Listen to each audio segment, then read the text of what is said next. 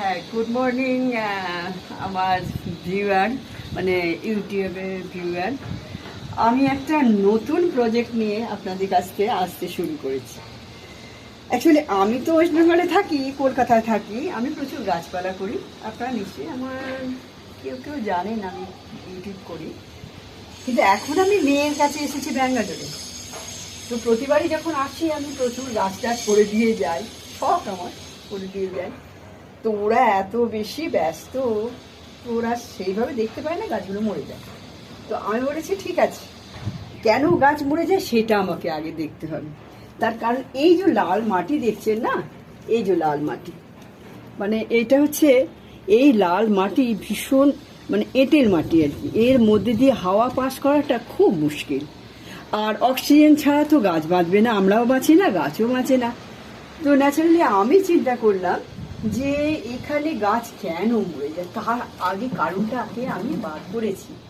সেটা হচ্ছে, আমি ভাবছি যে তাহলে কি আমরা গাছ করবো না এখানে, এই লাল মাটি বলে? নিশ্চয়ই করব। কেন করব না, এই গাছটাকে যাতে আমাদের মানে গাছের উপযুক্ত মাটি তৈরি করতে পারি, তার আমি কিন্তু ব্যবস্থা করতে জানি। তো প্রথমে আমি কি করব, এই ডালগুলোকে আগে সেট করব। কেন না, এই রুট যে বেরোয়, রুট বেরোয় হচ্ছে এই গাঁটগুলো দিয়ে রুট বেরোয়।